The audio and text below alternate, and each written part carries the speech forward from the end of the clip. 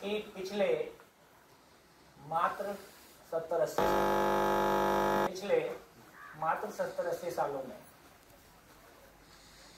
उसके पहले सभी सब कुछ समझ सकते हैं, ये आत्मविश्वास हमारा नहीं था।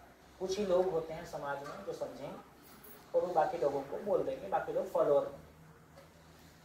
साइंस का युग आया तो एक बड़ा चेंज आया कि उसने लॉजिक का सम्मान किया और लॉजिकली सारी चीजों को कहना शुरू किया। तो हमारे पास एक बड़ा कॉन्फिडेंस आया कि यदि तर्कपूर्वक जड़ संसार को समझा जा सकता है, साइंस क्या है, तर्कपूर्वक जड़ संसार को समझा जा सकता है। यदि तर्कपूर्वक जड़ संसार को समझा जा सकता है और उसको समझ के साइंस, टेक्नोलॉजी, इंजीनियरिंग तमाम काम हमने पूरे कर लिए, यदि तर्कपूर्वक जड़ संसार को समझा जा सकता है और सुविधाओं का अंबार लगाया जा सकता है, जो कि हमने लगा दिया। हमारे बचपन में हम लोग एरोप्लेन में बैठने के लिए सोचते थे, हमारे लिए ये एरोप्लेन दर्शनीय वस्तु थी। और हमारे बच्चों को अब लगता है कि एरोप्लेन से कम में जर्नी होती ही नहीं, या तो उनको पर्सनल गाड़ी चाहिए, है ना, अपनी फ्रीडम उनकी बनी रहे। तो ट्रेन 24 घंटे कैसे इंतजार हो सकता है? तो इसका मतलब यह हुआ कि यदि तर्कपूर्वक जड़ संसार को समझा जा सकता है, हजारों लोग साइंस, इंजीनियरिंग, टेक्नोलॉजी को समझ सकते हैं और हमारे घरों के बच्चे उसमें नया इनोवेशन कर सकते हैं, और ये सुविधाओं के अंबार हमने लगा दिए। आज संसार में उत्पादन ज्यादा है ना, उसको बेचने के लिए बार बार गवर्नमेंट या इकोनॉमिक्स में बात आती है कि लोगों के पास बाइंग कैपेसिटी दिया जाए, पहले पैसा दे दिया जाए ताकि लोग सामान खरीदेंगे तो इकोनॉमी चलेगी। सामान पहले से बन के रखा है। एक यात्रा हमने पूरी की। हमारे बाप दादाओं ने शायद गरीबी के दिन देखे, हमारे पिताजी लोगों ने कुछ बेहतर स्थितियाँ देखी, और लगभग हमारी पीढ़ी तक, हमारे बच्चों की पीढ़ी तक आते आते हमारे बच्चों ने गरीबी नहीं देखी। ऑफ कोर्स अभी भी संसार में बहुत लोग हैं जो गरीबी को फेस करते हैं, पर बड़ा वर्ग है जो ना लोअर मध्यम और आगे की तरफ बढ़ा है।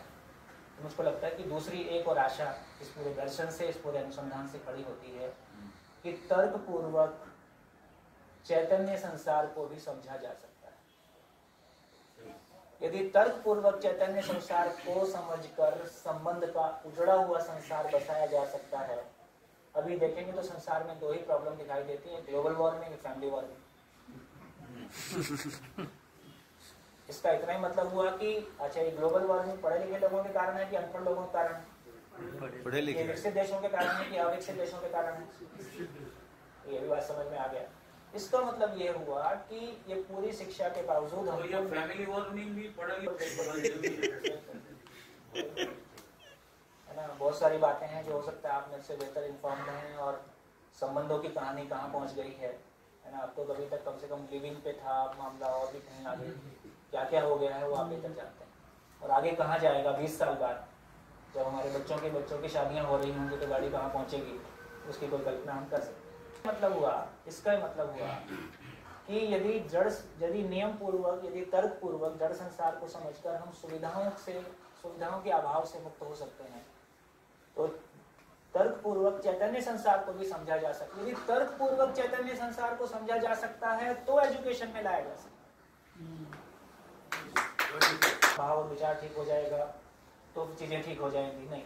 यदि क्लास 1 से कम से कम दिल्ली में देखिए हैप्पीनेस कैरिकुलम के रूप में इसको इंट्रोड्यूस किया गया है, तो कम से कम जिस तरह का माहौल बदला है और जिस तरह का रिस्पांस मिला है ना, अभी कई सारे कंट्रीज और कई सारे राज्य उसको फॉलो कर